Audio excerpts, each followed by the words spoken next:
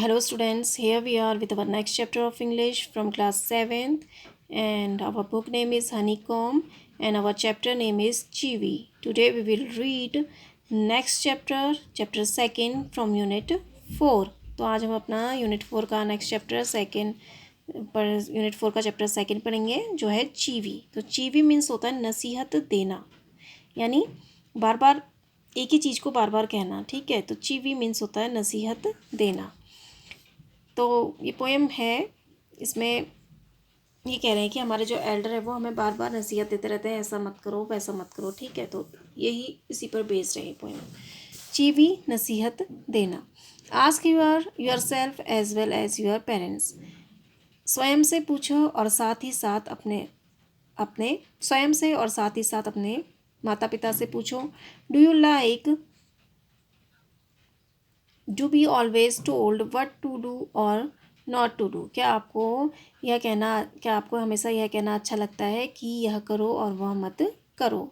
तो do you like to be always told what to do और not to do. क्या आपको यह अच्छा लगता है कि आपको यह हमेशा यह बताया जाए कि क्या किया जाए और क्या नहीं. Do grown up do this in your experience. क्या तुम्हारे अनुभव से वयस्क भी ऐसा ही करते हैं. ठीक है, do grown up do this in your experience. क्या तुम्हारे अनुभव से वयस्क ऐसा करते हैं. तो कह रहे हैं कि क्या आपको भी ऐसा लगता है कि जो आपके ग्रोन अप्स हैं, आपके वयस्क हैं, वो भी ऐसा ही करते हैं कि आपको डू दिस और आपको बार बार ये करो और वो मत करो कहते रहते हैं. ठीक है. When Michael was 5 years old, his mother took him to a nearby school for admission. जब माइकल 5 वर्ष का था, उसकी माँ उसे एक पास के स्कूल में प्रवेश के लिए ले गई. The teacher asked, "What does your mother call you at home, child?" शिक्षक ने पूछा, बच्चे तुम्हारी माँ तुम्हें घर में क्या कहकर पुकारती है. ठीक है. Michael don't came the confident reply. Confident means होता है विश्वास भरा, रिप्लाई मीन्स आंसर. माइकल मत करो, एक विश्वास भरा उत्तर आया. तो देखो, अब ग्रोन अप कभी इस टाइप की हरकतें कर देते हैं, बार बार कहते रहते हैं ये मत करो वो मत करो. तो ऐसे ही क्या होता है, तो माइकल एक बच्चा है, तो उसको जब उनकी माँ माइकल को जब उनकी माँ कहाँ ले गई, स्कूल में एडमिशन के लिए ले गई, तो जब उनकी टीचर ने उनसे पूछा कि आपकी माँ आपको घर में क्या कहकर बुलाती है, या आपकी माँ आपसे क्या कहती है, घर में आपको क्या से पुकारती है, तो उन्होंने क्या आंसर दिया, माइकल मत करो. केम द कॉन्फिडेंट रिप्लाई, एक विश्वास भरा उत्तर आया. तो इसमें आप अभी तक समझ गए होंगे कि आपको जैसे टोकते हैं बड़े लोग, तो उसी चीज़ के बारे में ये पोएम है कि ऐसा मत करो वैसा मत करो. तो इस तरह से. ठीक है. तो वो जो माइकल है, उसको उसकी मम्मी इतना टोकती थी, तो उससे जब पूछा कि आपकी मम्मी क्या कहती है आपको घर में, तो उसने आंसर भी ऐसे ही दे दिया कि माइकल मत करो, मेरी मम्मी हर समय मेरे से घर पर यही कहती रहती है कि माइकल मत करो. ठीक है. Not, to chivvy is to nag. नसीहत देना, तंग करना है. To continuously urge someone to do something often in an annoying way according to the dictionary. तो चीवी का मतलब क्या है, किसी को कुछ करने के लिए लगातार आग्रह करना, अक्सर एक खींच दिलाने वाले तरीके से. तो टू कंटिन्यूसली मीन्स होता है लगातार, अर्ज मीन्स होता है कहना, आग्रह करना, समवन मीन्स किसी को, समथिंग मीन्स कुछ, ऑफन मीन्स अक्सर, एनोइंग मीन्स खींच दिलाना, वे मीन्स तरीका. टू कंटिन्यूसली अर्ज समवन टू डू समथिंग, किसी को कुछ करने के लिए लगातार आग्रह करना, ऑफन इन एन अनोइंग वे, अक्सर खींच दिलाने वाले तरीके से. अकॉर्डिंग टू द डिक्शनरी, शब्दकोश के अनुसार. तो शब्दकोश के अनुसार नैक का मतलब क्या है कि लगातार किसी को कुछ करने के लिए आग्रह करना, कि ऐसा मत करो वैसा मत करो, बार बार कहना. Now read the poem now. अब कविता पढ़ो. तो grown ups says things like. वयस्क लोग इस तरह की बातें करते हैं. स्पीक अप, जवाब दो. Don't talk you with your mouth full. जोर से मत बोलो, माउथ फुल मीन्स होता है जोर से बोलना, ठीक है, जोर से मत बोलो। डोंट स्टेयर, घूरो मत। डोंट पॉइंट, इशारा मत करो। डोंट पिक योर नोज, नाक में उंगली मत डालो। तो देखो ग्रोन अप्स किस तरह की बातें करते हैं यहाँ पर बता रहे हैं। Grown ups says things like, बड़े लोग इस तरह की बातें करते हैं। स्पीक अप, जवाब दो। Don't talk while with your mouth full, बहुत ज़ोर से मत बोलो। डोंट स्टेयर, घूरो मत। डोंट पॉइंट, इशारा मत करो। डोंट पिक योर नोज, नाक में उंगली मत डालो। सिट अप, सीधे बैठो। से प्लीज़, कृपया कहो। लेस नॉइस, शोर कम। Shut the door behind you, दरवाज़ा बंद करके अंदर आओ। Don't drag your feet, drag means होता है घसीटना। अपने पैर मत घसीटो। Haven't you got a hanky, क्या तुम्हारे पास एक रुमाल नहीं है। Take your hands out of your pockets, अपने हाथ अपनी जेब से बाहर निकालो। तो इस तरह से टोकते हैं ना बड़े लोग, तो वही पोएम में बताया गया है, ठीक है। तो सबसे पहले grown up says things like, वयस्क लोग इस तरह से बातें करते हैं। स्पीक अप, जवाब दो। Don't talk with your mouth full, जोर से मत बोलो। डोंट स्टियर, घूरो मत। डोंट पॉइंट, इशारा मत करो। डोंट पिक योर नोज, नाक में उंगली मत डालो। सिट अप, सीधे बैठो। से प्लीज, कृपया कहो। लैश नॉइस, शोर कम। Shut the door behind you, अपने दरवाज़ा बंद करके अंदर आओ। डोंट ड्रैग योर फीट, अपने पैर मत घसीटो। Haven't you got a hanky, क्या तुम्हारे पास रुमाल नहीं है। Take your hands out of your pockets, अपने हाथ अपनी जेब से बाहर निकालो। Turn the page. Pull your socks up, अपने जुराब ऊपर खींचो या ऊपर करो। स्टैंड अप स्ट्रेट, सीधे खड़े हो। से थैंक यू, धन्यवाद बोलो। डोंट इंटरप्ट, बीच में मत बोलो। इंटरप्ट मीन्स होता है टोकना, ठीक है, या बीच में टोकना या बीच में बोलना। डोंट इंटरप्ट, बीच में मत बोलो। No one thinks you are funny, तुम्हें कोई आकर्षक नहीं समझता, ठीक है, या मज़ेदार नहीं समझता। Take your elbow off the table, मेज से अपनी कोहनी हटाओ। Can't you make your own mind up about anything, क्या किसी चीज़ के लिए तुम खुद फैसला नहीं कर सकते, ठीक है। तो देखो क्या कह रहे हैं यहाँ पर। पुल योर सॉक्स अप, अपने जुराब ऊपर खींचो। स्टैंड अप स्ट्रेट, सीधे खड़े रहो। से थैंक यू, धन्यवाद बोलो। डोंट इंटरप्ट, बीच में मत बोलो। No one thinks you are funny, कोई नहीं सोचता कि तुम आकर्षक हो, तुम्हें कोई आकर्षक नहीं समझता। Take your elbow off the table, मेज से अपनी कोहनी हटाओ। Can't you make your own mind up about anything, क्या किसी चीज़ में तुम खुद फैसला नहीं कर सकते। तो देखो यहाँ पर इस तरह से ग्रोन अप से टोकते हैं, यहाँ पर यह पोएम के थ्रू आपको बताया गया है। और लास्ट में कह रहे हैं कि क्या आपको खुद नहीं लगता कि आपको क्या करना चाहिए, किस तरह से आपको बिहेव करना चाहिए, ठीक है। तो माइकल रोजन की यह पोएम है।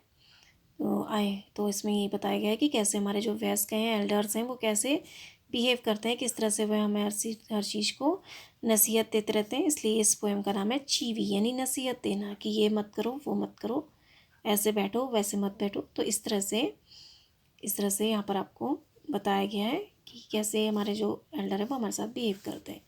तो thank you, I hope you understand this poem.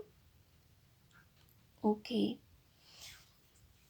so now we will start our next unit 5। तो हमने यूनिट 4 अभी हमने कंप्लीट कर ली है। The ashes that made trees blooms and chivvy, ये दो चैप्टर आपके यूनिट 4 में थे जो हमने कंप्लीट कर लिए हैं। Now we will start unit 5 and it's chapter 1 and our unit 5 chapter is quality. So now take out your unit 5 and page number 71. Now before you read, इससे पहले तुम पढ़ो। Can a shoemaker be called an artist? Shoe maker means होता है जूते बनाने वाला या मोची। तो क्या एक मोची भी एक कलाकार हो सकता है या एक कलाकार कहला सकता है? तो देखो यहाँ पर आपको जो स्टोरी है ये किसके बारे में, एक शू मेकर के बारे में। तो यहाँ पर आपसे कहा जा रहा है कि शू मेकर जो होता है क्या वो भी कलाकार कहा जा सकता है? ठीक है। तो मिस्टर जेसर थे वो एक बहुत अच्छे शू मेकर थे, परफेक्ट शूज़ वो बनाते थे। तो ये जो स्टोरी है उन्हीं के बारे में है। ठीक है। मिस्टर जेसलर जो एक शू मेकर थे लंदन के, जो लंदन में रहते थे, तो उनके बारे में ये स्टोरी है। तो कैसे यहाँ पर बताया जा रहा है कि अगर आप कोई भी काम करते हो, अगर आप में उस काम को आप खुद अगर इम्पोर्टेंस देते हो अपनी उस कला को, तो आपकी जो कला है वो भी क्या कहलाएगी, एक, चाहे वो कोई भी काम हो, अगर आप अपनी स्किल को और अपने उसको तवज्जो देते हैं, उतनी ही रिस्पेक्ट देते हैं जैसे आर्टिस्ट देते हैं यानी कलाकार देते हैं, अगर आप भी अपने उस काम को इतनी तवज्जो देते हो, तो आपके लिए भी वह काम क्या है, एक कला ही है। ठीक है। तो इस तरह से आपको बताया गया है यहाँ पर। तो can a shoemaker be called an artist? क्या एक मोची एक कलाकार कहला सकता है? Yes, if he has the same skill same skill and pride in his trade as any other artist and the same respect for it too. हाँ, if he had the same skill and pride in his trade as any other artist. Trade means होता है शिल्प। ठीक है। Skill means होता है कुशलता, pride means गौरव। हाँ, यदि उसके पास अपने शिल्प के लिए वही कुशलता और गौरव है जैसा कि दूसरे कलाकार के पास, जैसे कि किसी अन्य कलाकार के पास, and the same respect for it too, और इसके लिए वही सम्मान भी। तो कह रहा है कि हाँ, शू मेकर भी एक आर्टिस्ट कहला सकता है यदि उसे अपने शिल्प अपने शिल्प के लिए जो उसकी कुशलता है और जो गौरव है उसको किसी अन्य कलाकार के समान ही क्या हो, उस पर गौरव हो अपनी कुशलता पर, और वह उसकी उतना ही सम्मान करे अपनी उस स्किल का। ठीक है। Yes, if he had the same skill and pride in his trade as any other artist and the same respect for it too. हाँ, यदि उसके पास अपनी शिल्प के लिए वही कुशलता और गौरव है जैसे कि किसी अन्य कलाकार के पास, और इसके लिए और वही सम्मान भी, and the same respect for it too, और उसके लिए वही सम्मान भी। तो अगर वो अपनी उसी कला के लिए वही सम्मान और रिस्पेक्ट करता है जैसे अदर करते हैं, तो उसके लिए भी वो फिर एक आर्टिस्ट ही होगा। Mister Gessler a German shoemaker settled in London is a perfect artist. श्रीमान गेसलर एक जर्मन मोची लंदन में बस गए। तो mister Gessler a German shoemaker settled in London. Mister श्रीमान गैसलर एक जर्मन मोची लंदन में बस गए। इज़ अ परफेक्ट आर्टिस्ट, एक निपुण कलाकार है। ठीक है। तो मिस्टर गैसलर के बारे में बताया गया है, वो एक मोची हैं, शूमेकर हैं, जो क्या है, परफेक्ट कलाकार है। ठीक है। तो mister Gessler a German shoemaker settled in London is a perfect artist. श्रीमान गैसलर एक जर्मन मोची लंदन में बसे हुए एक निपुण कलाकार हैं। Read this story to see how he devotes his life to his art. Devote means होता है समर्पित करना। यह देखने के लिए कैसे उन्होंने अपना जीवन इस कला के लिए समर्पित कर दिया, अपनी कला के लिए समर्पित कर दिया, यह कहानी पढ़ो। देखो, तो गैसलर ने कैसे अपना पूरा जीवन जो था, वो मोची थे एक, तो कैसे उन्होंने अपना पूरा जीवन इस कला के लिए समर्पित कर दिया, यह इस कहानी में बताया गया है। तो सबसे पहले तो आपसे ये पूछा गया है कि जो शू मेकर है क्या वो भी एक आर्टिस्ट हो सकता है? क्या जूते बनाना भी एक कला हो सकती है? क्यों कह रहा है कि क्या वो एक कलाकार हो सकते हैं क्या मोची भी? तो कह रहा है, तो फिर कह रहा है यस हो सकते हैं। क्यों क्यों नहीं हो सकते? अगर हो सकते हैं, अगर उनके अब जो अपनी अपनी जो कुशलता है उनकी, जो अपना जो काम करते हैं, अगर वो उसको जो अलग अन्य कलाकार होते हैं, अन्य आर्टिस्ट होते हैं, उनकी तरह ही अगर वो अपनी कला को उतना ही सम्मान दें, उतना ही वो रिस्पेक्ट करें अपनी कला की, तो वो भी एक आर्टिस्ट हो सकते हैं। ये नहीं कि अरे मैं तो जूते बनाता हूँ, मतलब ये अपने काम को तुच्छ ना समझें, अपने काम को भी उतना ही अच्छा समझें, तो वो एक कलाकार हो सकते हैं। तो ऐसे ही यहाँ पर एक मिस्टर गैसलर हैं जो लंदन में बस चुके हैं। वो क्या है, वो एक अच्छे परफेक्ट आर्टिस्ट हैं, एक निपुण कलाकार हैं। और उन्होंने अपना, तो वे यही है कि उन्होंने कैसे अपनी जो पूरी लाइफ थी वो अपनी इस कला, यानी उनकी कला क्या थी, जूते बनाने की जो कला थी, उसमें अपनी पूरी लाइफ को समर्पित कर दिया था। तो कैसे उन्होंने समर्पित किया अपने आप को, यह इस स्टोरी में आपको बताया गया है। तो let's start. Quality, quality means होता है गुणवत्ता। I knew him from the days of my extreme youth because he made my father's boot. Extreme youth means होता है अत्यधिक युवावस्था। मैं उसे अपनी अत्यधिक युवावस्था से जानता हूँ क्योंकि वे मेरे पिताजी के लिए जूते बनाते थे। तो I knew him from the days of my extreme youth because he made my father's boot. मैं उसे अपनी अत्यधिक युवावस्था से जानता हूँ क्योंकि वे मेरे पिताजी के लिए जूते बनाते थे। He lived with his elder brother in his shop, which was in a small by street in a fashionable part of London. Fashionable means होता है फैशन परस्त या सजीले। वह अपने बड़े भाई के साथ अपनी दुकान में रहते थे जो लंदन के एक सजीले हिस्से में एक छोटी सी गली में थी। तो फैशनेबल मीन्स होता है फैशन परस्त या सजीला, या जहाँ बहुत भीड़ भाड़ वाला हिस्सा जो था, ठीक है। तो ही lived with his Elder brother, Elder means बड़ा भाई, Elder brother in his shop which was in a small by street in a fashionable part of London. वह अपने बड़े भाई के साथ अपनी दुकान में रहते थे जो लंदन के एक फैशन प्रस्त हिस्से में एक छोटी सी गली में थी। The shop had a certain quite distinctions. Distinctions means होता है विशेषता या विशिष्टता। दुकान की कुछ अलग विशेषता थी। यहाँ the shop had a certain quite distinctions. दुकान की अपनी कुछ अलग विशिष्टता थी। There was no sign upon it other than the name of Gessler brothers and in the window a few pairs of the boots. Gessler भाइयों के नाम के अलावा वहाँ कोई और, there was no sign upon it other than the name of Gessler brothers.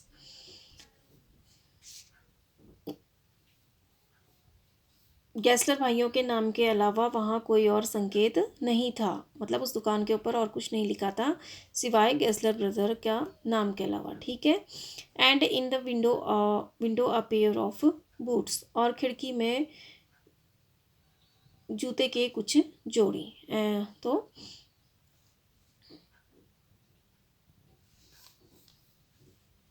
Gessler भाइयों के नाम के अलावा वहाँ कोई और संकेत नहीं था और खिड़की में कुछ जोड़ी जूते। तो गैसलर, तो विशिष्टता क्या थी, यही कि वहाँ पर सिर्फ गैसलर ब्रदर लिखा था उनकी दुकान के ऊपर और कुछ नहीं लिखा था, और एक खिड़की में कुछ जूते, ठीक है।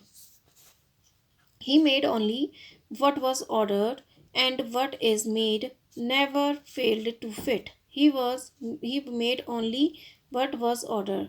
वे केवल वही बनाते जिसका आदेश होता था, यानी जिसकी डिमांड उन्हें की जाती, जिसकी मांग उनके मांग होती थी, जो उनसे कहते थे कि जो सिर्फ जो उनसे डिमांड करते थे, ऑर्डर करते थे जो, वही वो बनाते थे, ठीक है। He made only what was order. वह केवल वे ही बनाते जिसका आदेश होता था।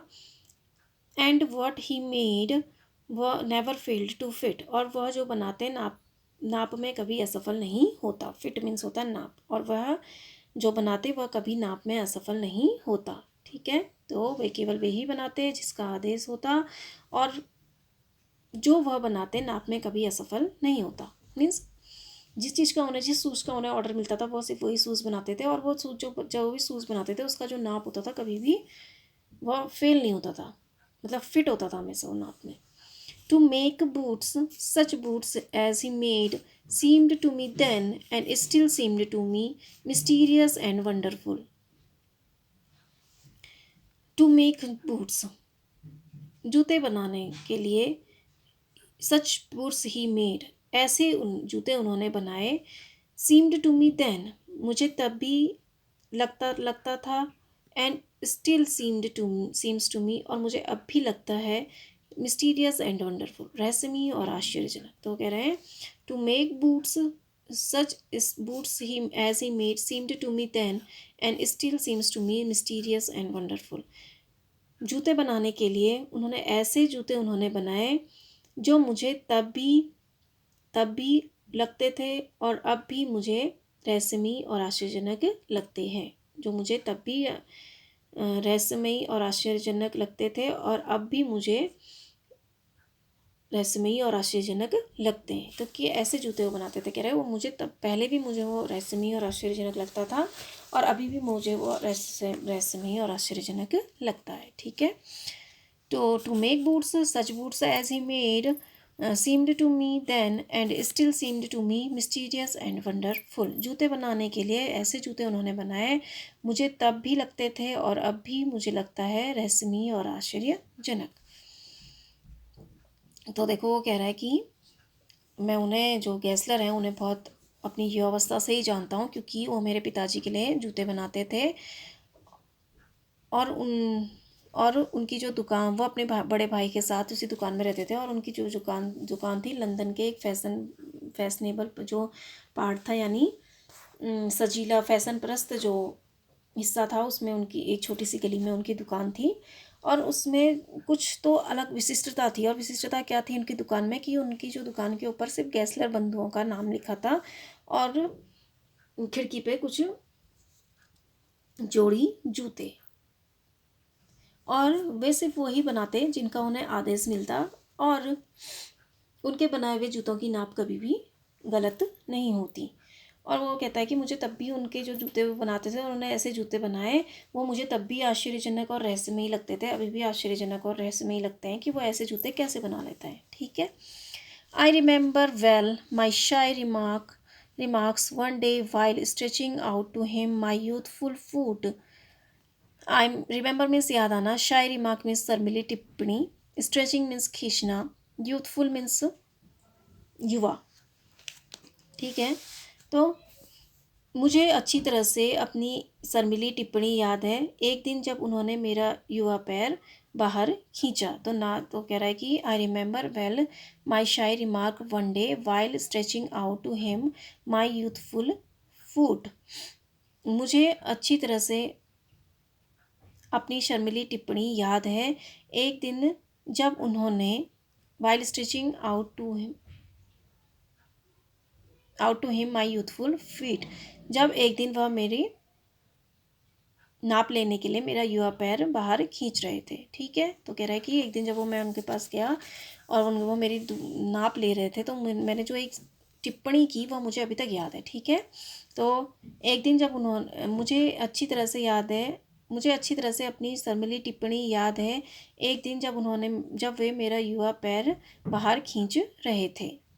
Isn't it awful hard to do, mister Gessler? क्या यह अत्यंत कठिन नहीं है? क्या यह करना अत्यंत कठिन नहीं है मिस्टर श्रीमान गैसलर? तो मैंने क्या कहा, क्या यह अत्यंत कठिन नहीं है श्रीमान गैसलर? क्या ऐसा करना अत्यंत कठिन नहीं है? And his answer given with a sudden smile from out of the redness of his beard, it is an art. तो देखो, सडन मीन्स अचानक, रेडनेस मीन्स लालिमा, बियर्ड मीन्स दाढ़ी, और और उनका उत्तर उनकी दाढ़ी की लालिमा से अचानक बाहर आई मुस्कान से, और उसका उत्तर उन्होंने अपनी दाढ़ी की लालिमा से अचानक बाहर आई की मुस्कान के साथ दिया। And his answer given with a sudden smile from out of the redness of his beard, और इसका उत्तर उन्होंने अपनी दाढ़ी की लालिमा से अचानक बाहर आई एक मुस्कान के साथ दिया। इट इज़ एन आर्ट, यह एक कला है। तो देखो यहाँ पर जो ये लिखा हुआ है इट इज़ एन आर्ट, यह एक जर्मन एशेंट है, सब जर्मन भाषा में लिखा गया है। ठीक है। तो इट इज़ एन आर्ट, इसका मतलब होता है यह एक कला है। तो ये इट इज़ एन आर्ट, तो यह एक इट इज़ एन आर्ट, यह एक कला है। तो ये जर्मन एसेंट में उन्होंने बोला है, जर्मन में। तो देखो, जब उन्होंने पूछा कि तो ये कह रहे हैं, I remember well my shy remarks one day while stretching out to him my youthful foot. मुझे अच्छी तरह से अपनी शर्मिली टिप्पणी याद है। एक दिन जब मेरा मैं अपना युवा पैर उन्हें नाप के लिए बाहर खींचा, जब उन्होंने मेरा युवा पैर बाहर खींचा, तो मैंने जो एक टिप्पणी की वो मुझे अच्छी तरह से याद है। कह रहे हो, isn't awful hard to mister Gessler, क्या यह करना अत्यंत कठिन नहीं है श्रीमान गैसलर?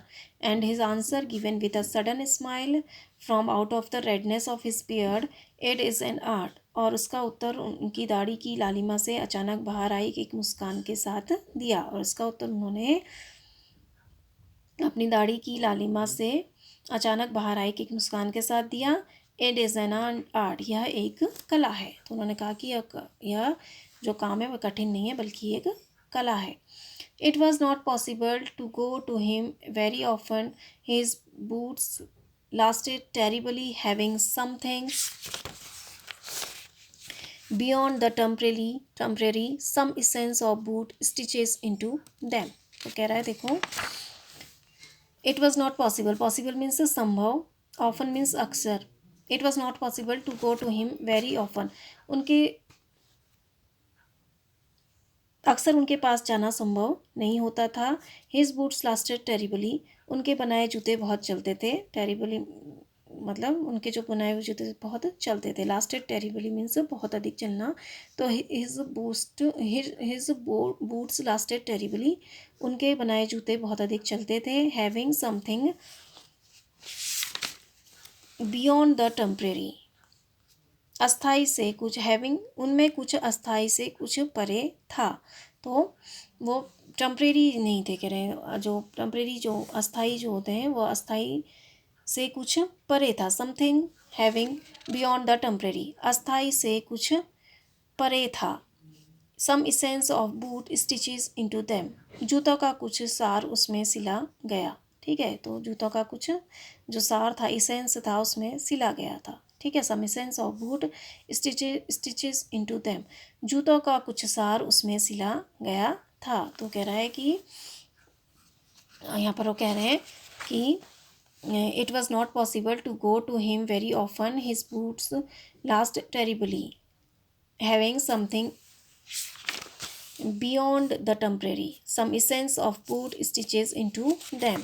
तो कह रहे हैं कि उनके पास जाना अक्सर उनके पास जाना संभव नहीं था। उनके बनाए हुए जूते बहुत अधिक चलते थे। उनमें कुछ अस्थाई से कुछ परे था, उनमें अस्थाई से कुछ परे था।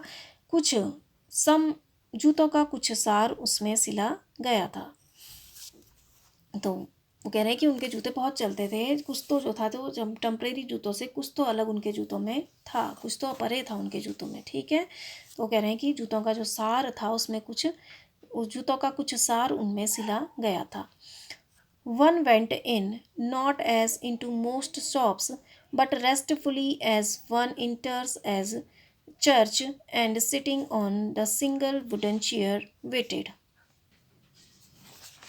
तो कह रहे हैं, एक व्यक्ति अंदर गया, अधिकांश दुकानों में नहीं, बट रेस्टफुली, लेकिन शांति से, as one enters as church, जैसे कि कोई चर्च में प्रवेश करता है। And sitting on the single wooden chair waited, और एक लकड़ी की कुर्सी में बैठा और प्रतीक्षा की। ठीक है, तो one in went in not as into most shops but restfully as one enters as a church and sitting on the single wooden chair waited। एक व्यक्ति अंदर गया, अधिकांश दुकानों में नहीं, not as into most shop, अधिकांश दुकानों में नहीं, और but restfully as, और शांति से अंदर गया जैसे कि कोई चर्च में प्रवेश करता है। And sitting on the single wooden chair waited, और लकड़ी की कुर्सी पर बैठा प्रतीक्षा की। ठीक है, तो कह रहा है कि एक आदमी अंदर गया और शांति से अंदर गया, जैसे कि कोई चर्च में प्रवेश करता है और जाके जो लकड़ी की कुर्सी थी उसमें बैठ गया और इंतज़ार करने लगा। ठीक है, वन वेंट इन, एक अंदर, एक व्यक्ति अंदर गया, not as into most shop, अधिकांश दुकानों में वो नहीं गया, but restfully as one enters as a church, और इतनी शांति से जैसे, लेकिन शांति से जैसे कोई चर्च में प्रवेश करता है। And sitting on the single wooden chair waited, और लकड़ी की कुर्सी पर बैठा और प्रतीक्षा की। अ गुटलर साउंड मीन्स होता है कंठस्थ आवाज या हार्श या ग्रेटिंग या कठिन, एक कठोर आवाज।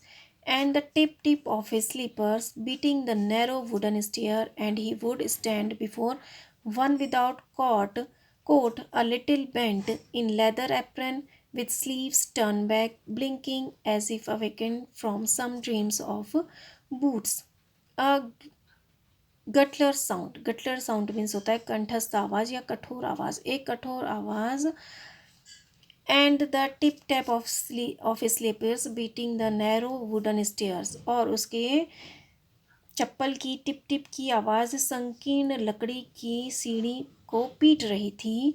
And he would stand before one without and he would stand before one without coat, a little bent in leather apron with sleeves turned back, blinking as if awakened from some dreams of boots, और वह एक के सामने, और वह थोड़ा सा झुका हुआ चमड़े के तहबंद में पीछे मुड़ी हुई आस्तीन के साथ पलक झपकाए हुए एक के सामने खड़ा हो गया। ठीक है, तो एक के, तो वह, तो वो क्या कह रहा है कि and he would stand before one without coat, a little bent in leather apron with sleeves turn back, blinking as if awaken from some dreams of boots.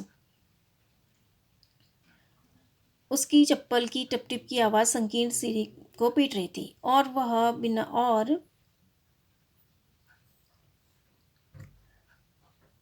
बिना कोट के थोड़ा झुका हुआ चमड़े के तहबंद में पीछे मुड़ी हुई आस्तीन के साथ एक के बिना कोट के एक के सामने खड़ा था, blinking as if awaken from some dreams of the boot, पलक झपकाई जैसे कि जूतों के किसी सपने के साथ जागा हो। ठीक है, तो वह क्या, कैसे कैसे था वो अपने, तो a glitter sound and the tip tip of his slippers beating the narrow wooden stairs, एक कठोर आवाज और उसकी चप्पल की टिप टिप की आवाज संकीर्ण लकड़ी की सीढ़ी को पीट रही थी।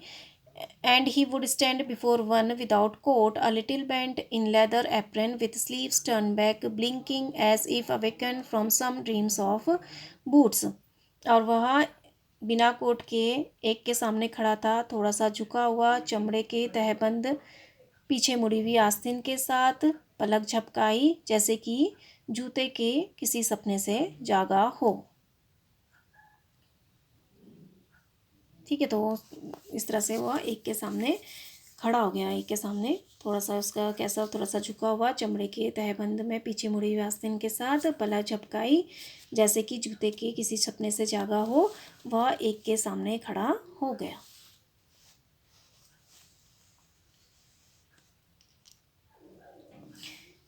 तो इस तरह से यहाँ पर तक अभी हम रीड करेंगे।